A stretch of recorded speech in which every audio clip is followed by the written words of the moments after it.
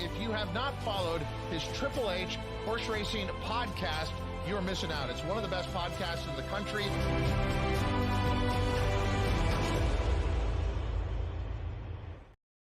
Good evening and welcome to episode 258 of the HHH Racing Podcast. I'm your proud host, Howard Kravitz. Thanks for joining us tonight as we have a fantastic show covering the 3 stakes plus some other good races at Belmont Park. We're back to New York. New York. Haven't been there in a while. Time to go back to New York as the summer is approaching, as they have a nice prep for the Belmont Stakes in about 5.5 weeks. And like I said, 2 other stake races. Plus, Jim Miller from Hawthorne Racecourse will be back to talk about the wonderful effort by 2 Phils and Larry Ravelli, and also go over the late pick for Sunday at Hawthorne Racecourse with turf racing back here in Chicago. Very excited about that. Please make sure you subscribe on the bottom right-hand side of the screen. Hit that like button. That'll tell the YouTube algorithm this is a great show and send more people to our channel, which we would highly appreciate. If you're watching right now, go and do it. Don't wait. Smash that like button. Hit that thumbs button. I'll wait for you. Okay, thank you for doing that. Appreciate it. Or you can hit the down button if you really prefer. Also, hit the notification bell so you know when new content will arise. There's my name tag on the bottom left-hand side of the screen, where you can follow me on Twitter at @HKravitz. Scroll on the bottom of the screen, hkravitzhorse@gmail.com with emails.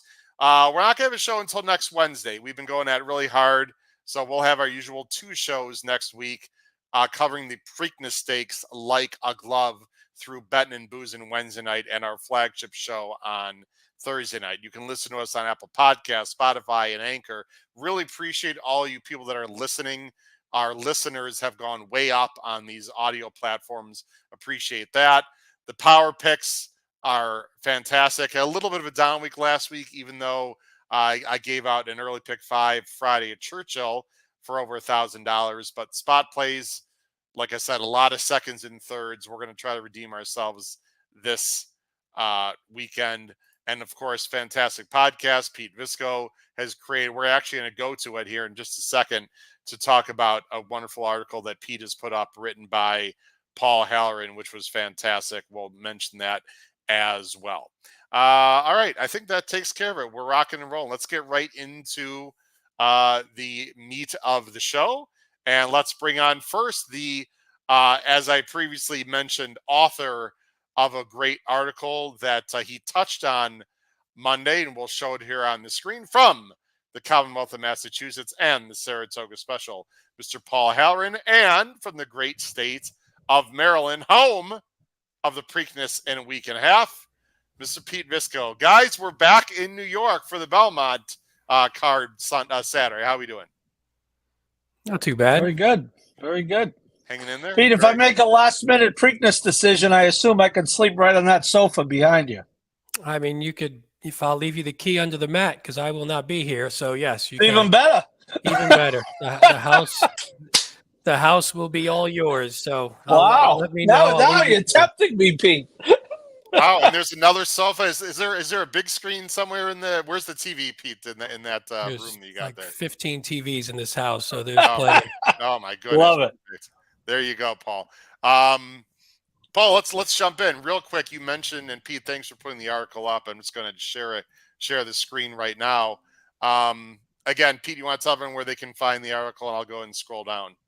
Yeah, if you go to our website, hhhracingpodcast.com, we have a section called articles, very original. And if you look, we have some articles that are just more general about the hosts of the show. And then we have not all the articles, obviously Paul's written a million articles, but some of the bigger articles since either Paul has joined the show or related to Cody's Wish. So you can see them all here, and there's live links to whichever website or publication they were written for. Yeah. And Paul, you talked about this on Monday. I read the article today as you put it up on Twitter. Again, for those people who were not here Monday, just explain very quickly who that person is to your right in the picture. That would be Kate Tweedy, the daughter of Penny Chenery, owner of the greatest racehorse of all time, Secretariat. It's a great thrill to meet her in the director's room. So I have to thank Cody's Wish, because that's the only reason I was able to get into the director's room, and kind of riding on the coattails of the Dormans. But there she was, and she wanted to meet the Cody's Wish family, and I was happy to oblige. And when she said who she was, I was very excited. And look forward to seeing her at the Belmont. Howard, you'll meet her at the Belmont. I will. And the article revolves around a letter. Very quickly, you want to explain what letter I'm referring to, and then we'll move on to the show.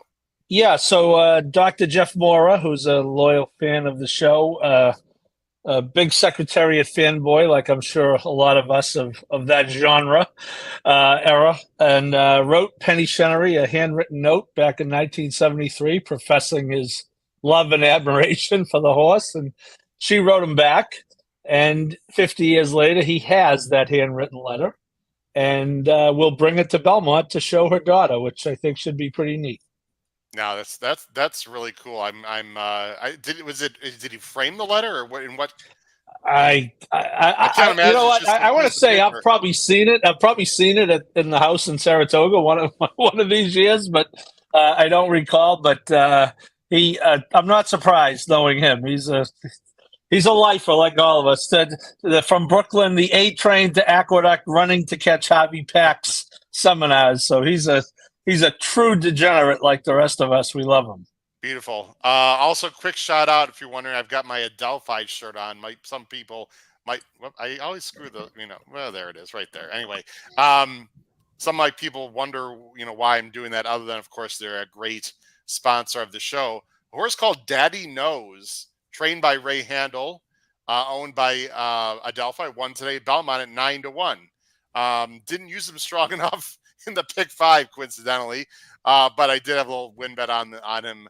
Got a few shekels there. So congratulations to Rehan and Adelphi for scoring 9-1. And this Sunday, by the way, Mother's Day, Funny How in the Vagrancy, grade 3. Check it out, everyone. Funny How, their best horse in the bar, and I have a very small piece of Funny How, plus with some other horses coming up. All right, guys, let's go ahead and jump in to I almost said pick 5, Pete, but as I looked at the entries, I'm assuming it's for TV. I don't really know exactly why, but two of the big 3 stakes are outside of the pick 5, and they are earlier in the card. So we're actually going to cover a pick 4 tonight, ladies and gentlemen. It's going to be race 5 to race 8, which has the 2 big grade stakes in it. And then we're also going to talk about race 9, the Runhappy Stakes, which is actually outside of said pick 4 that I just mentioned. So we are covering 5 races, ladies and gentlemen, but they are not going to be 5 races in the pick 5. I thought that'd be the best way to do that. So as we are about to show the entries, of course, we have to do this. There we go. They are about to go to the track for the start of the stake race. Let me go ahead and bring up the beginning of the sequence, guys, and the Equibase here as I go. By the way, a lot of people commenting. Thanks to all those people that are in the show. Looks like Matthew Chimura might have had Daddy Knows. So if you did, Matthew, great job. And again, really appreciate all the great viewers we have. Please join the live chat. If you are watching on Twitter and our followers have continued to go up and up, you might want to switch over to YouTube so you can join our live chat. The first race that we're going to talk about is race 5. It's the Man of War. It's a grade 1. It's a real nice turf race for older males. $600,000 is the purse. They're going 1 mile and 3/8. And this race starts at the very top of the stretch. So posts really don't matter too much. It's a nice, compact, but solid field of 8. The morning line favorite is a very interesting horse, a fresh face here in the United States. The number 2, Warren Point. This is a bred in Great Britain, brought over by Charles Appleby and Frankie Dettori. Let me go ahead and bring our banners up here, and let's see who fancies this 2 horse. Well, I like the 2 horse, and Paul likes the 2 horse, but Pete is going to go with a horse that upset the field, I believe in the Sycamore last time at Keeneland, Verstappen for Brendan Walsh and Declan Cannon. Pete, you're coming right back with him. Yeah, I watched some of the 2, and we'll get to the 2 in a bit. So I figure let me take a shot and try and get a price, and maybe you catch an Appleby on an off day like we had Mind Games had one a little ways back. So yeah, I thought, because I know I didn't like this horse last week, or in the Elkhorn, I should say, not last week. I didn't have this one at all. And then when I was looking, the thing I liked was you come back at 4, and we know you can usually count on a decent progression from 3 to 4. And my thought was maybe this horse just got better. I mean, looked really good on the synth, gets the nice win, nice 88 buyer, then loses to Wolfie's Dynaghost, who's a monster on the synthetic. So there's no shame in that. Still pops a 97, and then goes right back to the turf, pops a 95, best lifetime turf buyer, and just beats a good field and made a nice move. And I think sort of basically got the jump on Red Knight, which I'm hoping this horse will be able to do this time.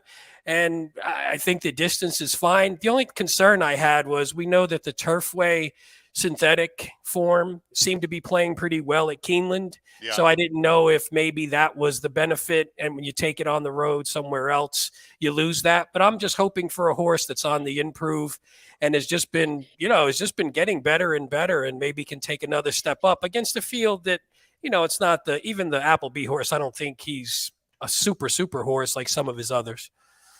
Yeah, I found this to be a difficult race because Pete, it just seems like, unless you got a bricks and mortar or some, monsters we've seen in the past, these older males, United States, just continually just beat up on each other back and forth. No one really stands out. I mean, We're Like Goddess obviously is a really nice horse with the females, but the distance males, Pete, they never really stamp themselves. And I always try to go searching for prices. Is that how you sort of feel in general when you see these races, unless you see a monster Euro coming over? Pretty much, and I think usually it's the Appleby. So, but they're never a price. I mean, they're always one of the favorites.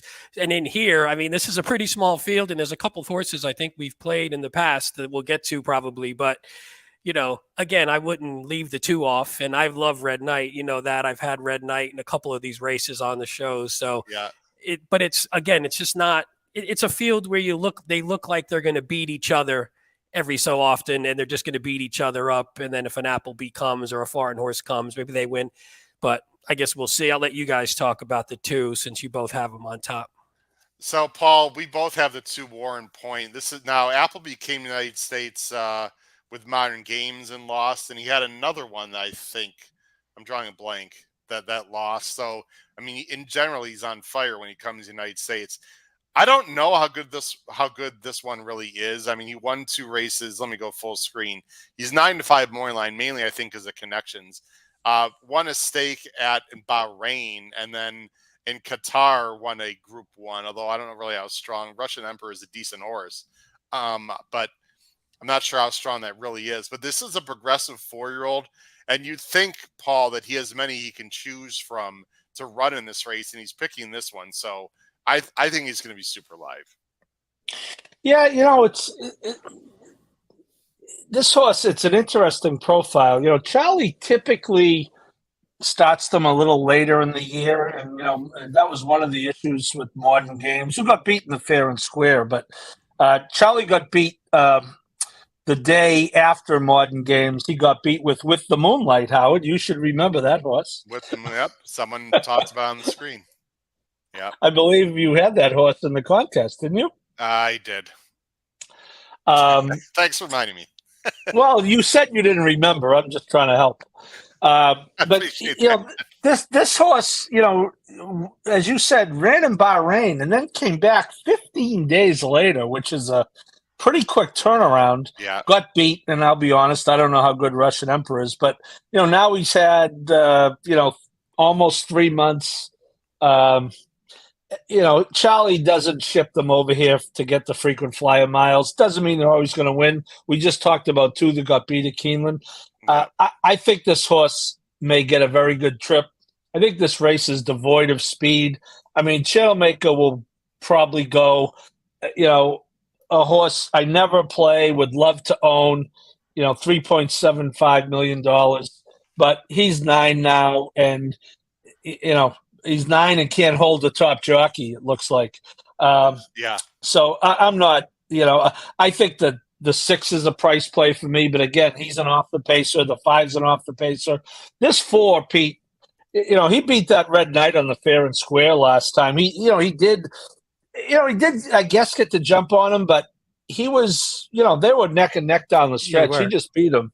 And I also am a Red Knight believer, Pete, but he is also a little pace dependent, Well, I just think Verstappen looks like can maybe sit a little bit closer than Red Knight, so you kind of hope. And there, like you said, there's no speed, so hopefully you could sit and get maybe first run again. But when you're depending on a race full of closers, it's always going to be dependent on who gets up and who gets the trip and who can come on late. So it's tough when you're depending on all closers like this. Yeah, and I have no idea what kind of trip to expect from the two, but I'm assuming.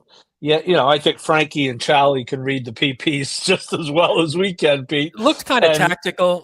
I thought like a mid. My thought was sort of mid pack. By the way, in that last race, Broom and Stone Age, who are two horses we know in the U.S., happened to be in it. They didn't run great. Obviously, they didn't finish in the top 3, but they're at. Oh, sorry. Yeah, Simon O'Neill mentioned. I didn't see that. Yeah, but they, at least those are horses that we know and have done nicely or done pretty well when they've come over here. So just for reference. Yeah, I just think he might get the right trip with Frankie. And I think I agree with you, Pete. Look, I got a hunch he's going to be closer than, the typical Euro.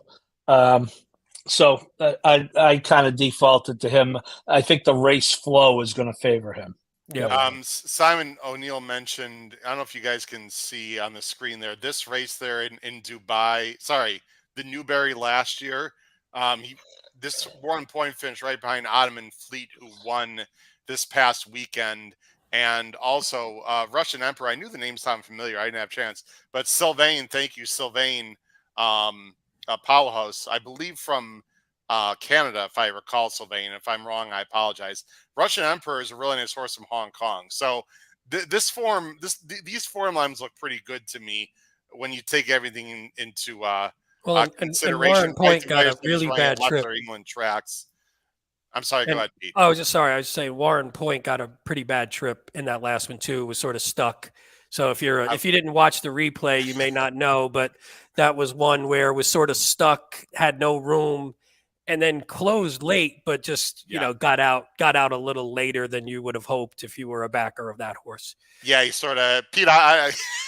I'm chuckling because I love your deep diver like me. Look, I copied and pasted to YouTube. I'm like, oh, I hope this comes up. I don't know, and it took me a little tricky and got some kind of Asian commentator. I don't know which one YouTube. I mean, I didn't know what the heck was going. It was hard to follow, but it was you could see once you figure out what the number is, you're like, oh man, that one's.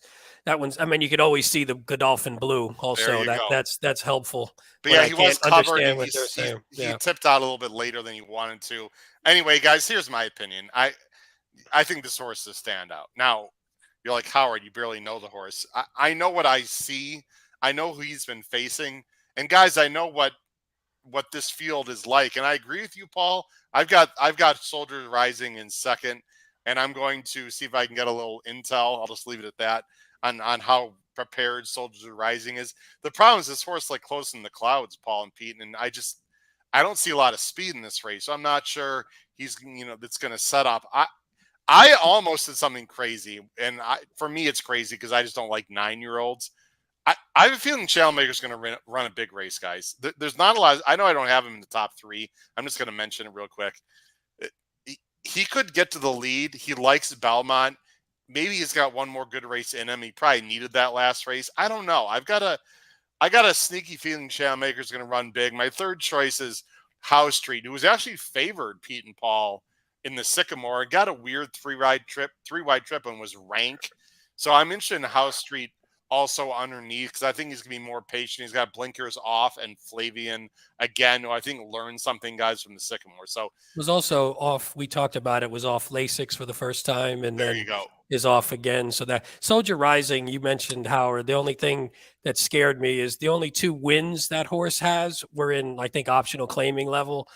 So it's one of those where he's just usually just too far back and he gives himself too much to do. So he always looks like he ran a good race, but he has a hard time against the better horses actually getting the win. But this isn't a big field. It's not going to be strung out, you would assume, because there's not a ton of speed. So maybe that leaves him a little bit less to do. Yeah, I don't know. I'm fascinated to see It's a what Warren tough race. Point It's a good does. race, though. I think Warren Point's going to run in the Manhattan after this on Belmont A, I would assume. And I think he's going to be a player in the United States this summer. I mean, Appley doesn't just like, let's see, let me just pick this horse to come over. I mean, he knows what the hell he's doing. So I think there's a lot of intent here. Let's go to race 6, guys. What? Did I just hear a weird? I thought I just heard a weird voice. Now I'm hearing an echo. Do you guys hear that? I do. It sounds like. Oh, that's all of us. Okay, this is extremely weird. iPods. I lost my connection. I don't know if people are hearing that at home or not. I'm not hearing it. Okay, maybe it's just in my headphones. I don't know. No, I could hear it as well. You hear it? Are people at home hearing echoes? Yes, Michael. Evil robots. Yes, thank you, I don't- Michael. I have absolutely no idea what's going on. Oh, wait, that was better. Something just happened just now. Pete, it might have been you then. Now I don't hear it. No, it might have been me. I just switched.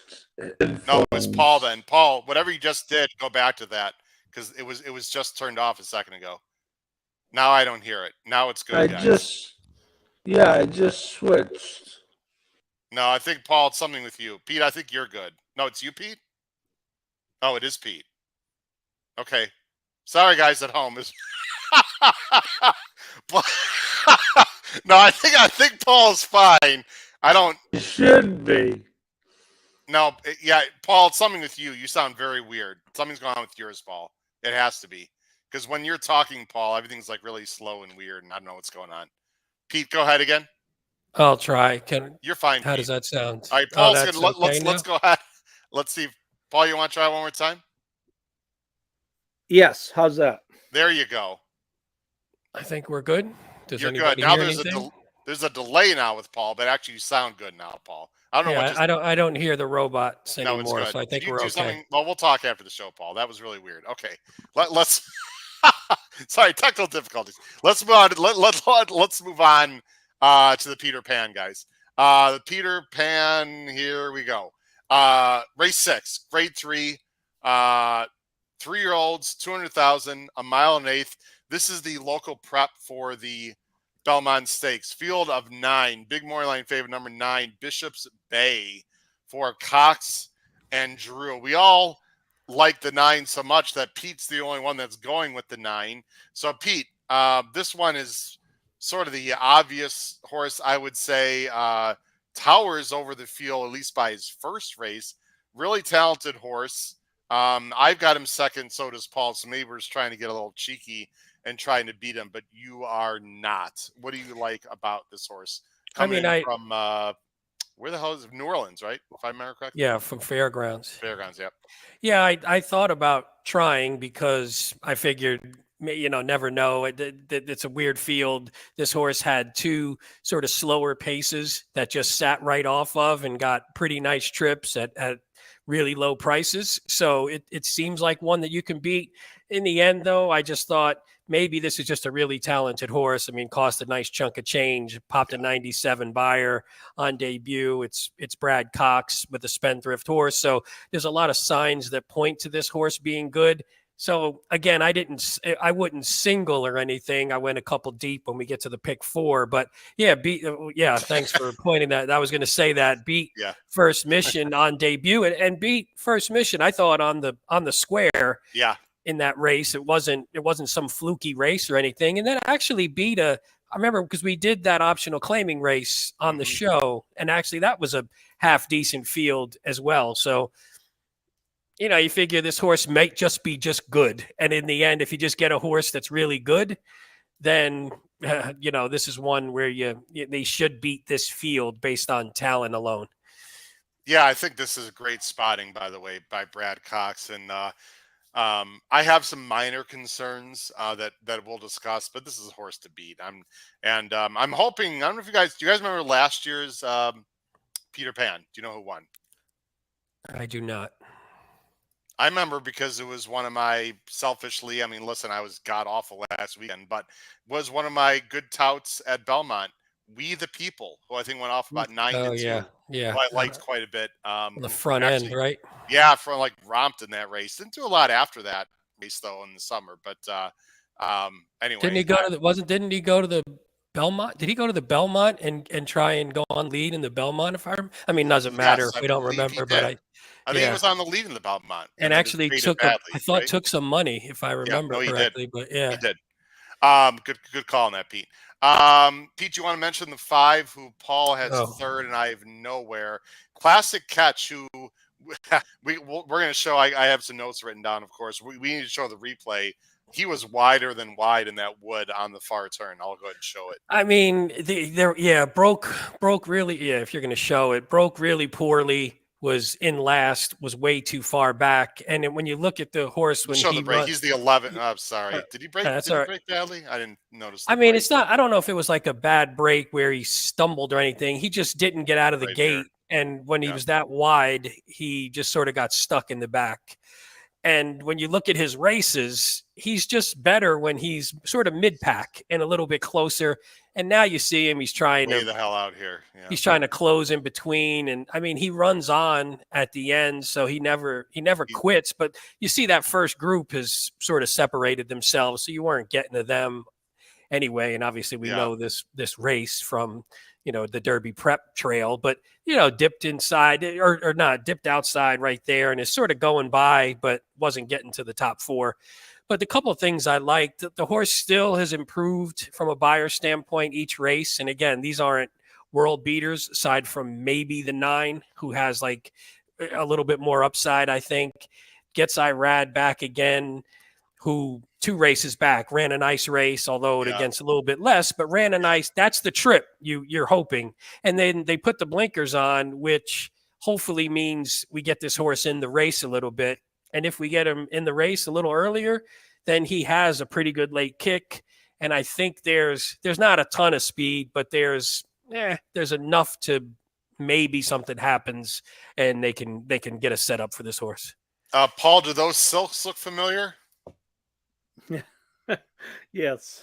Those are the Whisper Hill Farm, Tappet Trice. This is Tappet Trice's barn buddy. Not only with Fletcher, but way back in the day there. Wait a minute. My brother's hooked. My brother's like never been part of a live chat. Like when he was on Monday, guys, honestly, like I think it's the first live chat he's ever been in, he told me. And we talked for like 15 minutes after the show. He loves it. Michael, welcome back, man. All you got to do is bring a guy to the Derby and you get him hooked on horse racing. What a shot. What a concept there, huh? Thanks for joining the show, Mike. You were just talking about this guy. This is We the People. Oh, there we go. Nice. Happened to be killing time at the Fletcher barn one day last week. Paul, you're trying to get a little creative as well. I'm trying to be Bishop's Bay. Your own Summer Cause, who has a similar kind of classic catch kind of profile, like hopefully you're going to see an improvement, is a closer, really nice connections. This is Christoph, and you're getting a price. Yeah, and I would encourage people to watch that replay. I don't know how good the horse is. Perform ran one of the greatest races you'll ever see if you watch that. Wow. Replay. He got in 10-1. Just watch like from the far turn home. He's the 7, I believe. And your horse is the 6. Yeah, and my horse was kind of. Here's Perform right here. Who, by the way, is nominated for Preakness, guys. He's nominated for Preakness. Just let everyone know. Yeah, they spent the money to get in. Yeah, so they did. Watch this 7, and it's like watching a skier on the slalom course at some point. He wins this race? Holy cow! Oh my God, Howard! You won't. I didn't see this Tessio, and your horse is right here, by the way, in the. The 7. I'm just hoping the 7's a monster. But so now the 7 is down on the inside. You say, okay, he's going to come up the rail. And oh boy, no room there. Okay, he's gonna go. He has to going back. What? Now he's between horses again. Wait a minute. He's gonna get jammed. Howard, it's one of the great efforts you've ever seen. Wow. And now he's coming back outside. Wow. On the wrong lead. Wow. Was that unbelievable? Okay. And a big gallop out, I'm guessing. Oh my God. I didn't even watch the gallop on. I was so shocked that he won the race when I watched the replay. Look at him. Yeah, Fergal Lynch right at the wire mentioned a great Man. ride. Fergal Lynch with the ride, it looks like. What a tremendous ride. So anyway, Wow. and I could tell you that 90% Maddie, who is a PA bred, is a damn good horse. So I'm hoping that this four rather, ran behind what could be a monster and a horse that I think is a pretty good horse. And, that's my wise guy play to try to beat the favorite. Yeah, I mean, look, it's probably either with Bishop's Bay you're singling or you're trying to, beat him by spreading a little bit. I see some comments in the chat that I do want to address. Matthew Chimura, by the way, we're going to talk about the one Arcangelo who ran a big race at Gulfstream. He's a solid B choice for me in this race. I think he's a little bit interesting with some really good breeding. I agree. And Ed Morales, I see your comment. I do want to mention your comment, Ed. We'll talk about that in a second. I think Slip Mahoney's got talent, guys. I mean, his last two trips were absolutely ridiculous. So he showed speed earlier in his career in the winter, faced some good ones like Tapatrice, Krupe, etc. It showed a lot of speed. Then in the Gotham, if you guys remember, that was that weird race. A horse got loose. It was in the mud. He didn't break from the 10 hole. And then last time, I know we just showed the wood, but we didn't show Slip Mahoney, who got a ridiculous first turn trip here. Watch the number 5, Slip Mahoney. Just a complete nightmare, guys. Watch, he's right here. He broke fine. He tried to rush up a little bit, and then watch what happened to him. He gets bumped, and he gets squeezed, and he's right here. Oh my, side swiped. Oh my Lord. I mean, thankfully the jock hung on, but then you can see he's still got some tactical speed and wanted to get up in there, and then he flattened out late. I mean, that was just a complete nightmare first turn. Obviously, guys, I guess the jock was lucky to stay onto the horse. My thought here in this race is Rosario's going to put him more in the game. He's been working. You see the works, and he's been working really well, guys, the last two. I think Rosario's going to get him into the game. I think he's going to have a forward position, and I'm hoping his talent takes over. I'm just expecting a much bigger effort. 4-1, I don't necessarily love, but I do like this horse. And Pete, you've got him third. Paul, you've got him nowhere. I guess you're just thinking you've seen enough of his antics and whatnot. Yeah, I'll use him in the horizontals. Okay. I think he's going to be a feast of famine, and I wouldn't be so positive Rosario's going to get him in the game early because that's not necessarily his MO. No, not necessarily. I just sort of I love Dylan Davis. I don't mind the jockey change. Real quick on the one Arcangelo, I'm just going to show the replay. I know none of us have him anywhere, but I do have him as a B. Do you guys consider him at all horizontally? As I show, he's the 2 horse. I'm just going to show the stretch. Yeah, maybe a C.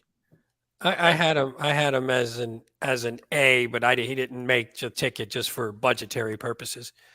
Okay, before this, I'm not going to go back. He got checked a little bit and had to angle out. And Magical Power was a well-meant horse for Pletcher, I believe. And he just blows by this horse with nice fractions here, and looks like he is just starting to get going. And this horse is by Arrogant. So this is my sort of wacko horse. I don't know if he can win the race, but I think he's interesting and he's well meant to come here. I mean, they could have put him in the N1X, and Jenna Antonucci decides to go here instead. So I don't know. I thought he was a bit interesting. Anything else you guys want to discuss before I talk about Ed Morales' comment on the bottom? Nope. Okay, Nope. So let's put us all on the screen. I don't want to make this long conversation. Medication issue with Forte last year, 10-day suspension. It's disappointing. I don't think that really means anything for this year. Guys, Pletcher is known to be a very classy guy without issues. I haven't read details about it. I'm not making excuses for him, so I don't want to speak out of hand. If either one of you read more details, I think it was just a minor drug issue. This wasn't like a major high class issue, correct, guys? It was a legal substance that is not can't be in a post-race test. Pletcher claims the horse has never been given the medication, but it was in a system. You can't, if you're gonna say Baffert should be suspended, and it sounds funny when he says the horse never had the stuff. You have to be consistent. I don't think there's a fair equivocation between Baffert and Pletcher when it comes to that stuff. I do know one thing. I honestly believe that there was not a need to scratch Forte last Saturday. I'm glad at this point that he was scratched, because we certainly didn't need a horse winning the Kentucky Derby and having this news come out 3 days later again. So, that's the story. It was after the hopeful at Saratoga. Probably the biggest part of the story is here we are in May and it's not resolved. And, the commission is saying that it's Pletcher's fault, and Pletcher's lawyer is saying that, look, we want to get this thing done. Who knows? Do I think Todd Pletcher cheats? No, I don't. Is this a suspension? I think it's his third in 15 years. That's fact. Pretty good. I'm sorry. Again, I don't necessarily know any more than anyone else, but I do, spend a little more time around these barns, not a lot, but a little. And I have no proof beyond what anyone else does. But do I think Pletcher is a juicer? Do I think, am I going to compare him with the guy that they had to suspend because he had two horses drop dead inexplicably? No, I'm not going to do that. I do think there are differences. He might have made a mistake here. It could have been an honest mistake. He claims the contamination. Doesn't matter. It was in the split sample. So he got to do his 10 days and move on, and the horse will probably run in the Belmont. So there you go. I think we'll move on too, Pete. My only thing is I just don't like when it takes this long. It just looks like there's something going on. Like, why can't we adjudicate these situations earlier? It's just the timing is bad. Jesus, Pete, horse racing just seems to do this all the damn time. It comes right after the Derby. It was 6 months later. I don't know, Pete. We just keep shooting ourselves in the foot. 8 months, Howard. 8. Yeah. 8 months, whatever. I think it's 8. Yeah, things are going to happen, and you just have to catch them early, have the due process early, and have the result of the due process early, or, right after, and not have it drag on and not have it look so secretive. The problem is the secretive side of it and the non-transparency. When you have that, it just makes everybody suspicious of a game that people are suspicious of to begin with. So well said. There's nothing you can do about that. I mean, absolutely. Yeah. From when you look about the drug, it sounds like it's like Advil. It's like human taking Advil, from what I understand. So who knows if that helps? If it doesn't, I'm sure it does, but I don't know. I try to stay out of this stuff because I don't know enough, and I don't like to comment too much on things that I have no idea about. I agree. Let's go ahead and move on to race 7, guys. We have 3 we got to quickly talk about. Maiden 40. This I thought was the most difficult race we're going to talk about today, but even though we're going to do it relatively quickly. Mile of 16th. On the turf, you can see the rails are out 27 feet. This is a huge field of 12. There's also some AEs, one of which I'm very interested in if he gets in, as you can see on the bottom of the screen. I'm hoping one of them gets in with an awesome name, by the way, too. New York Breds. Moneyline favorite is the number 4, Your Mission, for Abreu and Irad, which makes complete sense because he's dropping down, but Paul hates this horse, or at least in the top 3. Pete's got this third. I've got this horse third. Pete, let's go to you. You're going with Tunnel Vision for Maker and Drew at 8-1. Yeah, I thought this race, like you said at the beginning, was pretty wide open. I didn't really have much of a feel. And you see the horse that I landed on finished 13th and lost the jockey 2 back and lost by 28 in the last one with the 39 buyers. So it's not it's not exactly a lock here.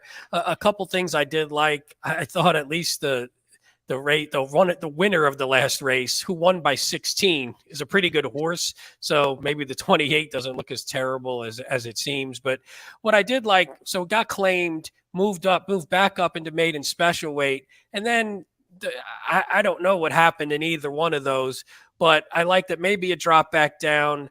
Now we're trying the turf. The dam was 2 for 2 on turf. The sire 8% in turf route, so nothing great. I did have a Maker 26% win, 52% in the money, maiden special weight to maiden claiming turf routes. So it is something that he can actually do. I was looking for a price. I was sort of grasping at straws, And yeah, not exactly the greatest. And plus, if you look at it from a time form standpoint, this horse does have some speed when it can actually run, and there's no other speed in this race. So my thought was maybe this one just gets on the lead and can somehow, stay on the track and not fade and actually run a half decent race. And we'll see what happens in a race that I basically have no clue about. And there's breeding. I know there is breeding. I mean, the dam was for Chad Brown. So I mean, 2 for 2 on the turf. I like your like angle speed. I'm using him. I think he's interesting in a race that. I mean, wouldn't you mind having a horse on the lead in this kind of BS race? I mean, because you hate when the horse just goes to the lead in a race where you don't like. I mean, especially some of these younger horses where you go, I don't know if I'm going to get a horse on the back that's a little green and they're going to try and close and they can't pass horses. I don't know. Guys, I got to put this on the screen. I don't want to. I got to say something, and we're not going to move on, but I have to say this. Ed Morales, Ed, if you're there, I am more than happy to have any deep dive discussions on things other than the races we're talking about today. Tonight, we're not going to do it. He just mentioned that Baffert didn't get this reaction. Well, Ed, let's talk about that for a second. Let's talk about that for a second. Howard. All right. Let's talk about Baffert's resume of medication violations versus Pletcher, Ed. So, Ed, why don't you go look up Baffert's record on suspensions and then look up Pletcher's and put them both in the chat and see which one is longer. All right. I just said Pletcher has to be taken to task for this, if it's a mistake or not. But do we want to compare it to a guy who has been a habitual offender? No, I don't. And I'm not going to. And if Ed wants to, he can. I'm done. I have nothing else to add. It's apples and oranges. One guy has barely done anything wrong in 15 years, and one guy has done many things wrong. So I whatever. There's nothing else to add. I agree. Ed, we love you. Thanks for joining the show. We just completely disagree, but that's okay. Let's go ahead and move on, guys. The number 8, Silent Running, is a horse that, Paul, you've got on top. I've got second. James Bond, he struggles a little bit in the winter, but Paul, there's a good reason for that. His best horses are turf horses. So you look at, Bond, he's only had he's 4 for 50, 5-0 in 2023. But there, like I said, at least in my, professional opinion of covering horses, that's why he's not, not professional. You know what I mean, Paul. Not whatever. Okay, I retract that statement. Anyway, his best horses are turf horses, and they run over the summer. That's what I meant to say. And he usually, is cranked up right around Saratoga, and it usually starts at Belmont. I think this is going to be the race where after the race, you look and say, wow, Pratt took that horse wire to wire. How come I didn't see that coming? So I just think you mentioned, Howard, that, why wouldn't you want to have a horse near the front? I think if this horse can run back to the race about 11 months ago, the maiden special at Belmont where he ran the 70 and ran second, I think that there's a good chance that race would win this race by a decent amount. I thought so, and I think there's a reason why he's been off for several months, because they're pointing him to this spot. So I like the 8. By the way, Paul, you should read Ed's last comment. You'll like that one. The one before I read it. Yeah, I like the last one. We're moving on. Yeah. We're moving on. Jesus. Anyway, I lost my train of thought. I got the 13, guys. If this horse gets in, I think he's interesting. We're gonna move on after this. By the way, Mama Banned Me. Love it. Love the name. Don't like the connotation, I suppose, but love the name. Got way too patient a ride last time. I'm not going to show the replay. Gets blinkers on. Second time the layoff. Pete, this is sort of my version of your 7. Like, I want a horse that's got some upside, that sort of that mystery kind of horse. Like, he's dropping down. It's a horrible post though in that sort of weird bend there. But I don't know, guys. This is a total complete spread for me. Yeah, there's not a horse in this race that would shock me if they won, just because I don't think there's much at the top of it. I agree. Let's go on to the last race, guys, of the pick 4. Again, we're doing things a little bit differently today. There is a pick 4 that ends in race 8. It ends with a nice New York bred allowance race, 6 furlongs, $80,000 is the purse. You see our picks on the screen right there. Paul, let's go to you. These turf sprints, I have like no balls thought from last weekend. These turf sprints, I'm so bad with these. I don't know what it is. Maybe I'm just not a very good handicapper at turf sprints or whatever. I don't know. But I do like a horse in this race for sure. You're going with Power Attack, which is one of those sort of younger horses, fresh faces, has a ton of early speed. I'm assuming you're hoping this horse gets to the front as I switch over to the PPs. This is like that fresh. He's only had, 5 lifetime starts, first time since October. Yeah, and not necessarily how I think there's a lot of speed in this race, and Yeah. I think it is notable going from Caramouche, who's a good, very good rider overall, but known as a speed rider, to Rosario, who's known as a much more patient rider. And I think between the class and having Rosario, I think this horse has a chance to come off it a little bit. I don't think he necessarily is going to be or has to be on the lead. The 5 has got speed, the 6 has got speed, the 8's got speed, the 9 shows a little speed. So I'm kind of looking for this 3 to more sit off it and get first run and hopefully hold off everyone. And that's interesting. Noted that he was in with Web Slinger 2 back, who made us all look foolish on and Derby Sharp as Attack and Nagara. He's been facing really some very tough horses, Paul. That's a good point there. Yeah. So that's and I'd love 8-1. I don't think he will be, but I'll happily accept it. Okay. There's Rosario, who you mentioned earlier might be coming a little bit off the pace. Pete, you're going with the 6, Hey Mac, It's Jack. This is a horse I'm sure we're all familiar with, and we've seen this horse in PPs before. He's always takes money. He's been a bit disappointing. He's 1 for 14. Does get IRAD. IRAD knows this horse. I like when horses change their style, and he did come a little bit off it last time, although those fractions on the Durf at Gulfstream were absolutely crazy, Pete. So where would you like to see this horse in this race? Well, I sort of agree with Paul where I thought there was speed, and sort of the reason why I didn't go with his horse on the top line was because I didn't know if the outside speed would sort of get to, and I thought the 6 with Irad, who can, is pretty good, obviously being patient and sitting off, and this horse has shown that he can do that. So he's won on the front, but he's also been able to pass horses and close, and even when he doesn't win, he still can close for a piece. Since the trainer change, went to Kimmel, your 3 back was on the synthetic, ran a pretty solid race. 2 back, look at those fractions. I mean, time form 150, 116, and was stretching out to a mile. So it's not surprising that just sort of crapped the bed by the time they hit, the 3/4 mark or whatever, and then came back and I thought ran a pretty nice race, lost, close, which is what I'm hoping for the trip will be here. I don't know. Again, I'm hoping for a good trip on a horse that doesn't like to win, though. So you always have a concern when your horse gets to this point and they just can't win races. But I think that the race sets up if can get the trip, and maybe we get this one home, and maybe we can get that second win under his belt, because he's had a hard time closing the deal. Yeah, Daryl brings up a good point. Don't forget about your New Year's Revolution with don't leave any speed types. But there's a lot of speed types here. I mean, I think 6 is the fastest by the time form, but I don't see this horse getting loose by any means. Guys, I really like a horse in this race. I'm going to end our conversation and then get into the pick 4. We got to talk about the race 9 real quick also. Sorry. 26 Black is one of my top choices of the entire sequence, guys. I really like the 7. And the reason why, I didn't like him at first, and I watched this replay, and I really liked him. He's slower right now than these others. But watch the 3. Whoops, sorry, hold on. My bad, guys. He's getting a perfect trip, okay? That would be a negative for me. He waits, but he had to wait longer than he wanted, and he really didn't get out of his pocket until late, and then he exploded after switching leads. But his gallop, again, people want to make fun of me, the gallop out, that's fine.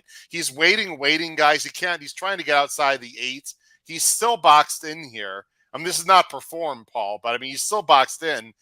He finally gets out, and he does make up, 2.5 lengths. He's on the wrong lead there. You guys see that? He jumped to his wrong lead. Once he switches to his correct lead right here, he blows by, and then this gallop out to me really caught my eye. And if people want to say, again, that doesn't matter, that's fine. Guys, he has a ton more left. I mean, look at this. he has a ton more left. So it took him a little time to extricate himself out of that pocket. Once he did, he exploded. Guys, I think this is a very talented horse. He's only got 2 lifetime starts. I think Franco's going to take him off this fast pace, guys. And I think you're going to get a price because he only has a 72 buyer in his last. So a lot of things I like. I think it's going to be 9-2-ish. I really like this horse. I think he's fascinating. Pete, you've got him second, so you sort of agree with me. I do, and I sort of watched the same thing. And the one thing I did like, if the horse picked up Lasix and ran a little better and has Lasix again. Also in the debut, which was a long time ago, so you don't know how much it means. But if you watch it, it looks nondescript on paper.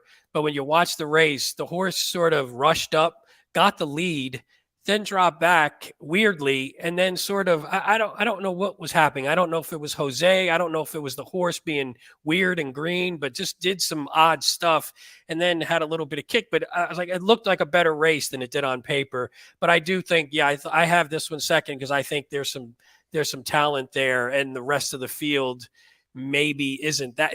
There's not a lot of separation between where he needs to get to and where he is now. So I'm with you on this one. I think he's at least got second off a pretty long layoff too for a young horse. I like that.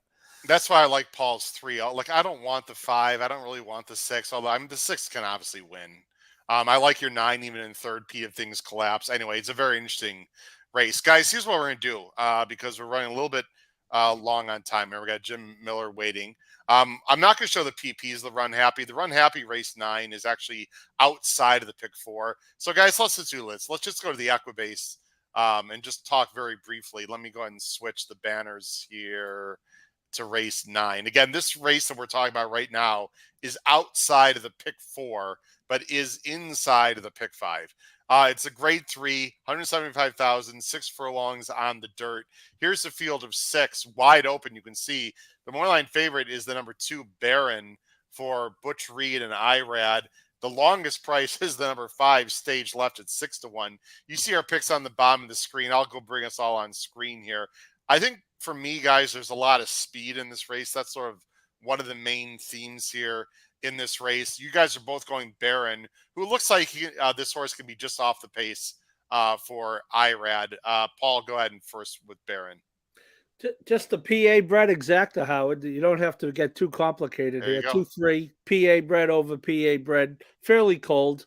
Butch Reed over Michael Moore, and Baron is actually 2 for 2 at Belmont. So Baron has shipped here with success. Has a triple-digit buyer on his card, which, if you look at the field, the 6 Mr. Phil is the only other one with it. So, I mean, I'm not dying to bet him as the favorite, and Irad's going to kill the price, but you get Irad. so as he kills the price, you get him to ride the horse, and I think this 3 is going to be sent by Andy Hernandez. A good jockey. He won one of the undercard stakes on PA Derby Day last year, his first stakes race. It was Michael Moore's first stakes race. I don't think this is an overly strong race. I kind of like Baron a lot, and the 3 is a little bit more of a wise guy play, but he's 9-2. But yeah, I'm 2-3 fairly cold here. Okay, Pete, anything you want to add to that? I think Baron is more classy and Twisted Ride, in my opinion, but I think there were a bunch of horses that were sort of hard to separate in this race, really. Also, the Baron is 9 for 10 in the top 2 at this distance. So if you catch this one on this distance, he runs pretty well. So I don't have a lot. I sort of agree with what Paul's saying. It's just a quality horse, and now you're picking up Irad on a quality horse, which unfortunately, is going to take. The only thing you hope for is maybe, people see a lot of 1s on Candyman Rocket. Maybe Candyman Rocket takes some money for that reason. Baron did lose to the 3 last time, so maybe that gives the 3 some money, and then I don't know. You got to hope that it doesn't. And drafted the 1, which Howard you'll talk about, has some good horses in the running lines. So people maybe see that, and maybe that one. They're all going to take money because just look at the odds now. You're not getting a real price in this race, most likely anyway. And Ross Blacker in the chat correctly mentioned that IRAD kills your price, like you just mentioned, Pete, with Serling talked about it. So I like drafted guys. I think he's faced the toughest horses. I think he's going to get a great trip. There's a lot of speed in here. I'm not cutting a line to bet him at anything too low, but just there's basically what I saw. Four of the 6 horses almost have to go or are best on the lead. And this is the best closer. So I think the one's going to trip out and I think he's also faced the best horses, but I'm not in love with this race in general, guys. Let's show our pick 4 tickets here very quickly, and then we'll bring on Jim Miller to talk about Hawthorne and 2 fills. It says Pete's pick 5. Whoops, I got to change this. So I'm going to bring up Paul's pick 4. Actually, hold on just one sec. I just got to change a 4 to a 5. That doesn't take too long. All right, Pete's pick 4. Pick 4. Again, this is races 5 through 8. He's going 1, 2, 4 with 2, 5, 9 with 3. Why the hell did I type it in like that? With 3, 4, 7, 8. I'm assuming. Is that right, Pete? I believe with in the 3rd 2, leg, 6, 7, 9. 3, 4, 7, 8. Yeah. Okay, what in the world was I doing? All right, 3. I think I'm a math teacher. I don't know if I still am or not. 7, 8. We want to do it numerically. $72, Pete. Go ahead. Yeah, it's not the most efficient ticket on the planet, but I just sort of went a little long with this one. Figured in the first leg, I figure you can get away with Warren Point, but I do like Verstappen, so I could probably cut that down to a 2-4. But I do like Red Knight, so I wanted to put him in as well. In the second leg, again, you could single Bishop's Bay if you really like him, but I did like Classic Catch, and Howard made a good case for Slip Mahoney, so I had the 3 of those in there as well. Third leg is the one that I think is the most wide open, but I went 4 deep, the couple that we talked about. I threw in the favorite at this point just because it looks like the best horse, but again, I didn't love anybody in that race. And then the last one in the 4th leg, I like the Jack horse. I like the 9, who's the 10-1 shot. That's the one I would hope to get home. And then the 2 we didn't really talk about, but sort of went deep. I didn't have a horse that I loved, obviously, but I think someone could single in the 1st leg, and you could single in the the 2nd leg with Bishop's Bay, if that's where you would go. And that's probably what I would probably try and go skinnier in one of those first 2 on an A line if I was doing it an ABC style. The 2 in the last race is Atherny or Atherny, who was coming off a layoff, who's an honest horse, 5-year-old, etc. Yeah, nothing great, but decent. Paul, you're doing a press-up ticket, which is interesting. 1-2 with 4-9 with 2-3-8 with 1-2-3. It's $18. You're going to play it 3 times and try to hit it for $1.50. Well, just because I think if the first 2 legs are 2-9, you're looking at breadcrumbs, right? So I'd like to get a half a can of breadcrumbs instead of just. And I also like that Verstappen. I just wanted to go too deep in that race. Could have been 2-4. I ended up going 1-2. I did put the 4 in with Bishop's Bay only because of the price, 10-1 morning line. I'll have that horse on the A line. And then, then it gets a little inefficient as well. But no one, the horses I'm using in the 3rd leg are all 4, 5, 6-1. And I think the last leg, hopefully I get that 3 home at some type of moderate price. So it could pay okay. And I don't know the answer. We got to look up. Ross Blacker asked a good question. Where is Slip Mahoney running? That's a very good question. I guess if I had a guess, and it would be just a guess, I'd say Monmouth, but hopefully that'll come into clearer picture between now and Saturday. Guys, I'm doing something I very rarely do, and no, it's not hit a pick 4 or pick 5, although if you want to say that, that's okay too. I'm going to press up hard, and I'm going to single 2 horses. There's my ticket. It's a $72 ticket for $2. So it's also $18, Paul, but I'm going to try to hit it 4 times. It's 2 with 1, 2, 5, 9 with 1, 2, 3, 4, 5, 7, 8, 9, 13 if he gets in with 7.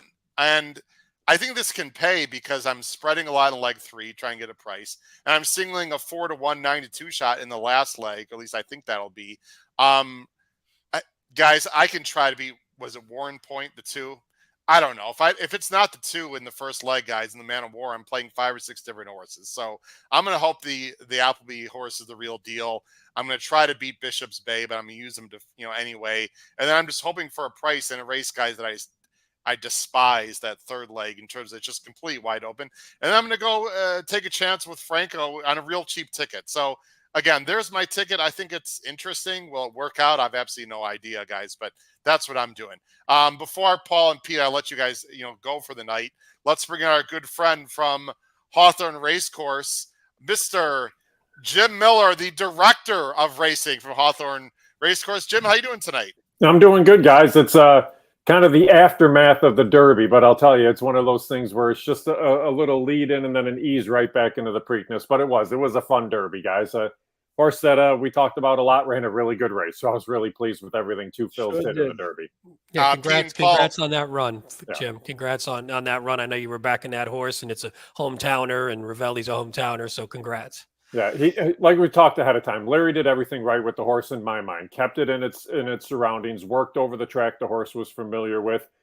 The little intricacies that he did with this horse, just the way he schooled the horse, how he handled the horse with the crowd, and that the timing for the walk over, the timing for everything else. It was like they walked the horse over and were watching actually the day before on Oaks Day how people were walking horses over and how close people got to racehorses. They were watching that along the rail.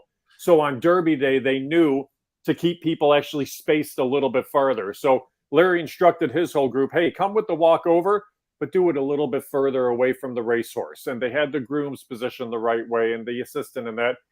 And the horse ran its eyeballs out. I mean, there were 5 horses up front on that pace and only 1 was there in the end. The other 4 had backed out of it. So maybe he turns into kind of that epicenter type of racehorse this year who ran the really big race and was able to go on and had a really good remainder of the year. Hopefully that's the case for Two Phils.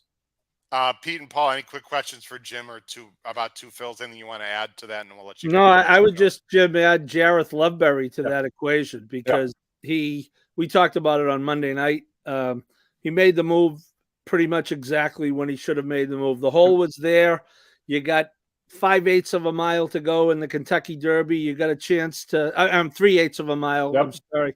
You have a chance to get on the lead at the quarter pole, which is typically the right place to be. Yeah.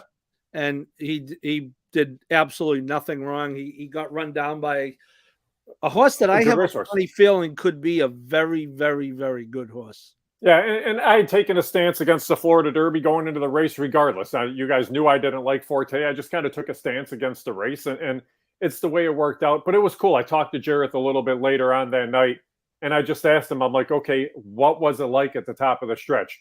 And he said it was the coolest feeling getting to the top of the stretch and seeing nothing but dirt ahead of me and this massive crowd. And he said it was just such a cool adrenaline rush. He knew he still had some racehorse left, which was really cool too. And then I don't know if you guys kind of followed all the little things afterwards and that, but just the little point he gave to his wife right at the wire there, because she was taking photos and everybody was kind of saying, okay, what was that about? She was standing right there, his wife Stacy, after the wire because she was working for the race. So just a lot of cool little stories. And then the last little nugget on the racehorse, I talked to Larry this morning. He said he wouldn't have run in the Preakness if they had one. It was going to be too quick coming back out of it. The horse would want a little bit more time. He would want to do what's best by the racehorse. So he said there would have been a whole lot of pressure. He said it would probably, that's the one thing where it worked out best because finishing second, there's not going to be as much pressure to run. But he said he probably would not have run in the Preakness anyway.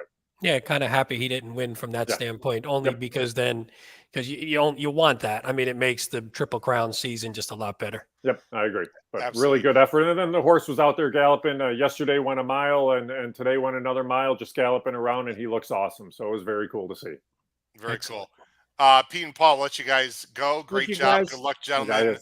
This weekend. And Jim, you and I will chat about Hawthorne. Yep. All right. Don't go anywhere, folks. I want to also mention one other thing about Two Phils, and they've got a great pick 4 sequence on Sunday at Hawthorne with turf racing is back. Very excited about that. Jim, 2 quick items. We'll get to the pick 4.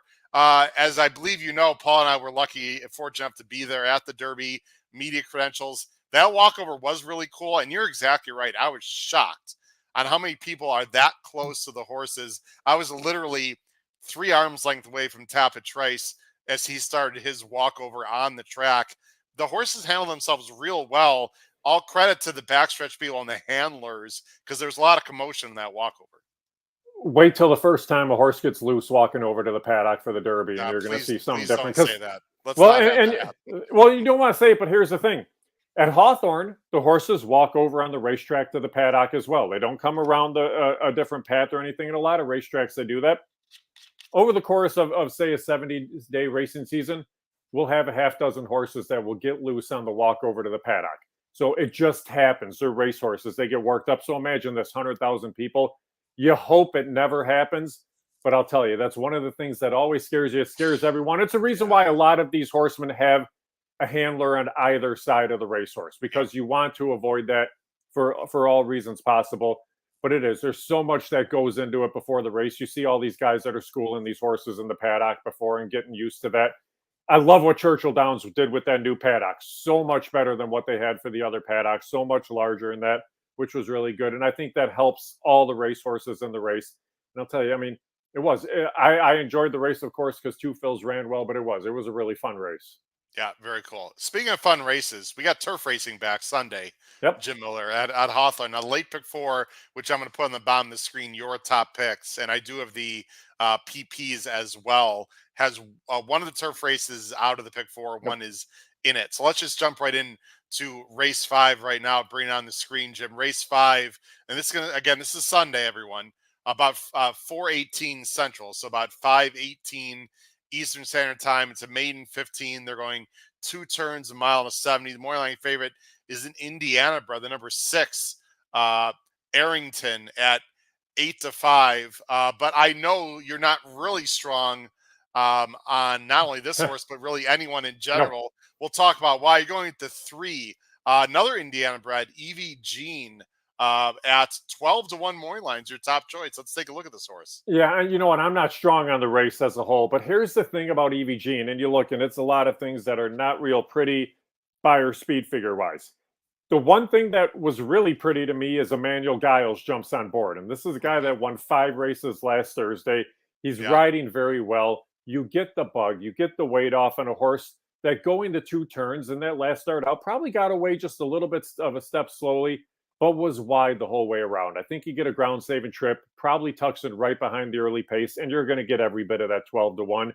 You'll see the way I play my ticket, but I thought this was a horse that had a shot at a big price. Listen, when you don't know what to do, I mean, you've got a horse that's 2-1 morning line. It just ran a 14 buyer. Right. Coming, is that out of the same race? Let me yeah, right. Yeah, same exact race. Yep. And Evie Jean beat that horse by 4. The 3 beat him by what? 4 lengths. Yep. 4.5. And she's 2-1. Excuse me. I mean, we all love Michelle Boyce, but obviously this is not one of the best horses she has in the barn, Jim, with all due respect. And that's the thing about it. Then you have Arrington coming in out of a race at Indiana. And it is an Indiana bred, but I think they're thinking that this is a horse on the bottom that's probably going to be sitting there as a horse that'll take a lot of action off a 32 buyer in that last out too. That was the first start with Lasix for the horse. So Arrington probably will take a lot of money in here. Again, the question marks are how are they going to handle the 2 turns, and if they're going to go out there and kind of try to push Pretty and Prado just with the stretch and distance. So maybe just Evie Jean trips out in there and is a horse that moves up slightly off that last out and does so at a price. I think the motto here is be creative in this race. You just don't want to take a low price. And Jim, I know your pick 4 ticket will accentuate that that thought process. Let's go on to the next race. Race 6 is a nice open claimer 25. Again, they're going. I love these 2-turn dirt races. They're really my favorite kind of races in general at any track is 2-turn dirt races. 7 horses here. Moorline favors the number 1 Millard's Smile for Rodriguez and Lascano at 9-5. You're going with that horse on top. Yeah, just kind of looking at how the track's played. Early on in the meet, Howard, the track was all speed. Now that it's warmed up, the track has started to even out a little bit, so you can come from a bit off the pace. And Millard's Smile ran a really good race in that last out back on April the 27th. And that was still a speed type of racetrack. But this one settled back early on, was one of the few horses that closed up some ground late. And the one thing we've seen, and we talked about a few times, the track composition and complexion of the track is very similar to the fairgrounds in New Orleans. So a lot of those horses kind of come from New Orleans and the fairgrounds over to Hawthorne. and they run really well right off the bat. It's tighter turns, it's a longer stretch. This is one of those horses that did so in that last out. And now with the track even and out bias wise, I just think Miller's Smile sitting out a really big effort, probably with 2 horses with speed to run down. Yeah, and I mean this horse loves. I mean, it hasn't won, but 3 really close seconds. Yep. So obviously handles the course without a problem. Sort of a quick turnaround. Are you finding a lot of these horses that are at the lower level, Jim, are quicker turning around? Do you think that's just to try to get some more money in the coffers of the owners, or the horses are feeling that good, or there's not a big stock? I guess there could be a lot of reasons why, right? Yeah, I mean it's a lot of reasons why, and it's just seeing the fact that you're catching even a 7-horse field here. So you're knowing that maybe a little bit later in the summer, now that horses are starting to come from Oaklawn Park and some other circuits, and this is a race that may have 9 or 10 a little bit later on in the year. So if you can come back, you feel the horse is ready, and you're catching just a 7-horse field, and maybe the time to wheel right back. Gun Rush is interesting. Boy, won Yeah. by 9. I know it's cheaper and it was a condition claimer, but maybe this horse has found a home on the dirt here. Nicely bred. This is a violence Yeah. gelding out of a Sky Mesa mare. So maybe this horse just found his footing on the dirt here. Well, and here's the interesting thing. The trainer is Jim Watkins, and we've talked a little bit about Jim Watkins. He's the president of the Illinois HBPA down at Fairmount Park, but he's had such a good meeting at Hawthorne that when he has the opportunity to ship up for these races, he's going to do so and give these horses a shot. So this is a horse that, you're right, ran such a good race in that last out. Has the potential to step up here. The question is if Uncle Nick's the 6-horse goes out there with this horse, but if Gun Rush gets loose, maybe never look back in the spot. Race 7 is an allowance. Let's see, it's on the turf. This is one of the turf races. Really exciting. Mile 16th. The rails are out 20 feet, which if you want to talk about how that might affect the races, feel free. If anyone knows, it'd be Jim Miller. Field of 10. There are some also eligibles. I think the weather's going to be, I think Saturday, not great. Sunday, okay, right, if I recall. Is that, if I remember? Yeah, chances of rain tomorrow. So we'll see how much rain we get tomorrow. Another chance on Sunday. This is a weird race because this is a race that the field probably gets larger if the race comes off the turf because you have 4 also eligibles. And when we're in lane 3, it is one of those races that only is limited to 10 starters. Lane 3 plays a little bit differently, Howard. Usually on lane 3, you have to be a little bit closer to the pace because it's just kind of how the complexion is of how the course is with those rails all the way out. That's kind of the way I attacked this race too. I went to the 5 driven one on top, and this is a horse that you see a whole lot of races on the dirt recently.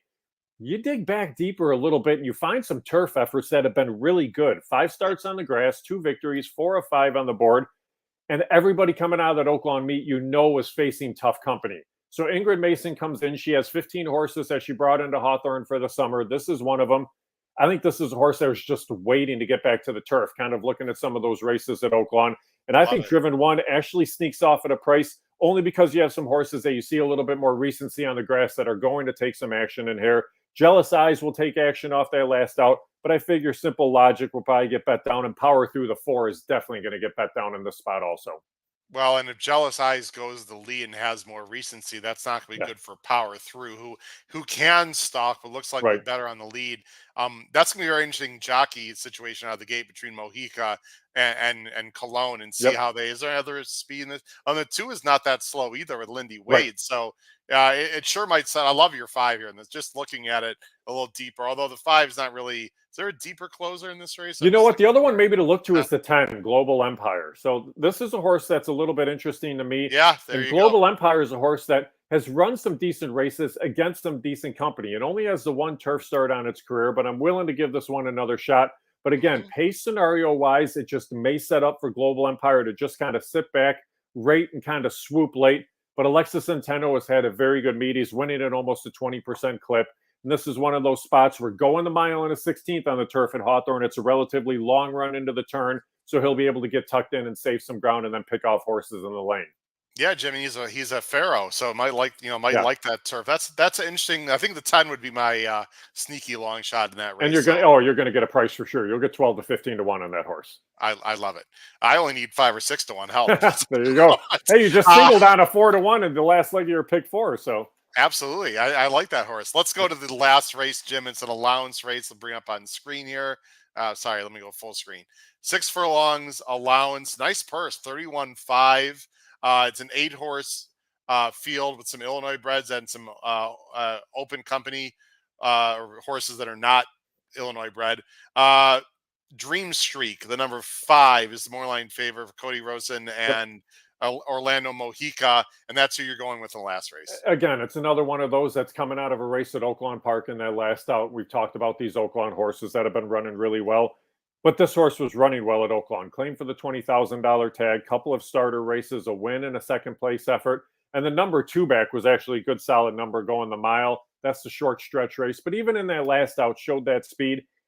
But I don't think they need the lead to win. I think the 2, I don't know, Margot is going to go in here. And I think the 4, Crystal Snow, is probably going to go as well. So because of that, this is a horse that maybe tucks in just a length and a half behind the early pace setters. Lets those 2 duke it out when they come back. It just kind of runs on by in the lane.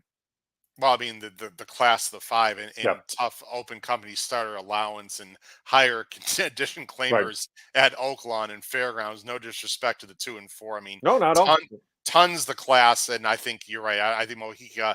If I were instructing him, you don't need to rush up. Just let the horse get into his natural stride and just sit off and go by. Totally agree with you. Let's go ahead and look at the your pick. Sorry, I want to do that. Let's go ahead and take this. Let's look at your pick 4 ticket, Jim. And I want to bring up one other thing before we end the show. There you go, $24, and wow. So yeah, hitting that all ball in a complete cluster first leg where you can't trust anyone. I love it. You're going to single the 1 in the second leg. You're going 3, 5, 10, 14, which I believe the 14 is an AE. Is that yes, correct? It is. Rally Squirrel. Yep. And then you're going just 5, 6. We didn't mention the 6th last race. $24, similar to my spread in the 3rd leg at Belmont, trying to get a price within the sequence and then singling. Always a good way to go, in my opinion. Well, and the thing is, you really don't even know how they're going to bet race number 5 because, like I said, Pretty and Prado, I laid it 2-1, but that horse was just 4 lengths behind EVG at the wire. But they may bet it just because of the connections and the potential to show some speed. So it's such a wide open race. I really think Millard's Smile is the best horse and a standout in that second leg. Race 7, the way I played it a little bit, we talked about pace scenario-wise, the chances of turf. But if it does come off the turf, it probably moves a horse like the 10 Global Empire up.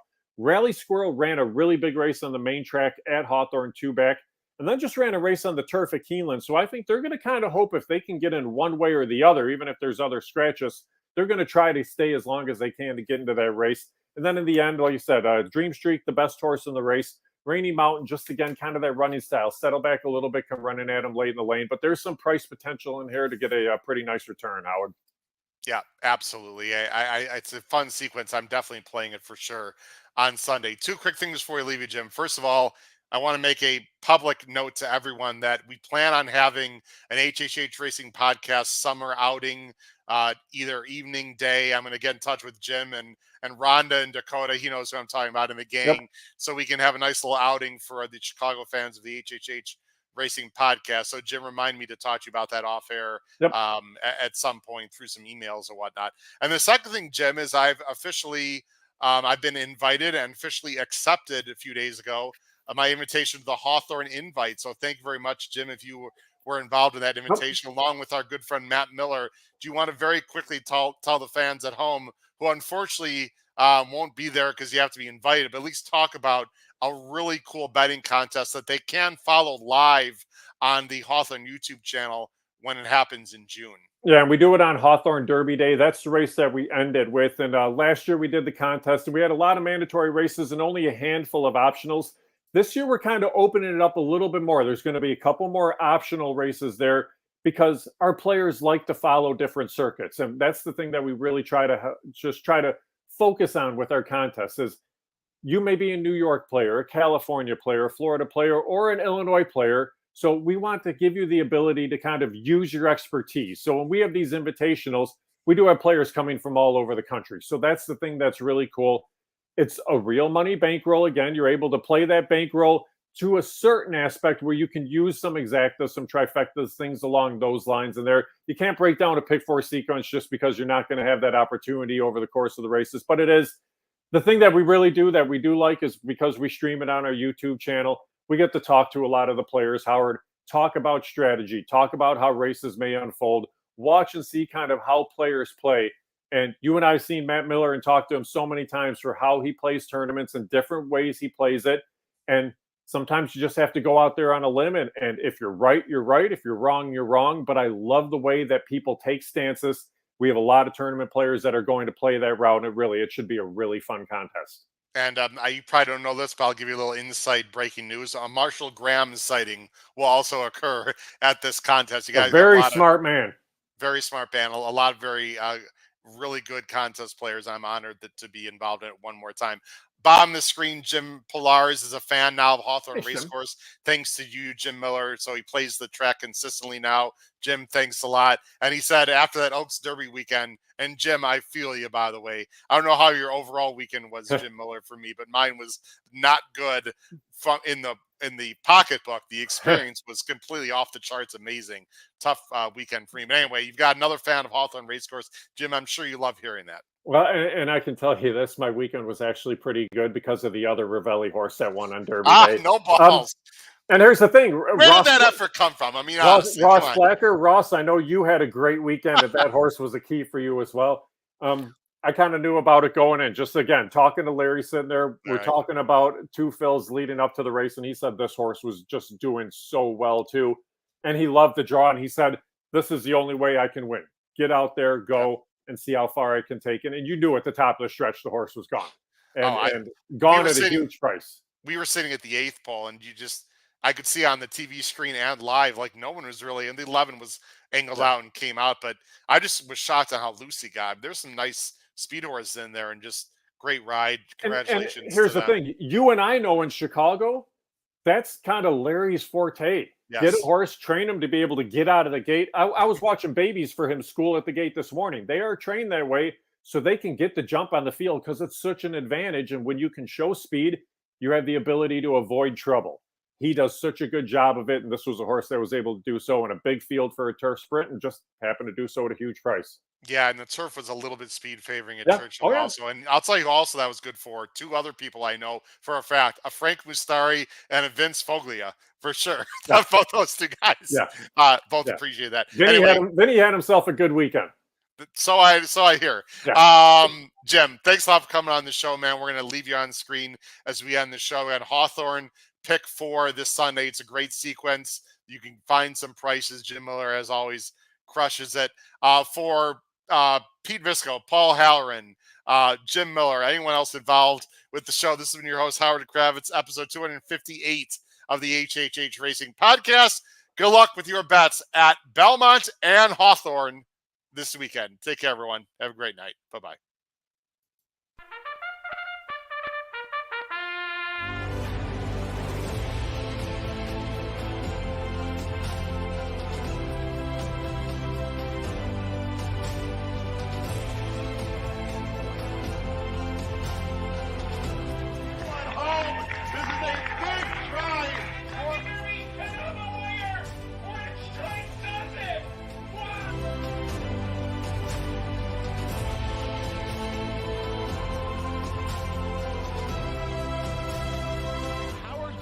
If you have not followed his Triple H Horse Racing podcast, you're missing out. It's one of the best podcasts in the country.